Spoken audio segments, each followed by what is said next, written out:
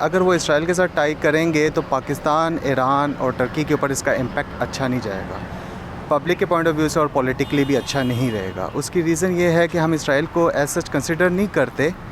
اصل میں ان کے جیسے مصر سے پہلے سعودیہ نے ان کے بیک ڈور تو سب کے سفارتی تعلقات تھے، تو ابھی انہوں نے بس اناؤنس کیا، تعلقات ان کے پہلے بھی تھے، تو ہمیں یہ تو تسلیم کرنا پڑے گا کہ ایک وہ ریاست ہے، وہ نو ڈاؤٹ وہ کیسی ریاست ہے، تو ہمیں بھی تسلیم کریں۔ اس سے یہ فائدہ، سب سے بڑا فائدہ یہ ہوگا کہ ہم ایک اپنا دشمن کم کر لیں گے۔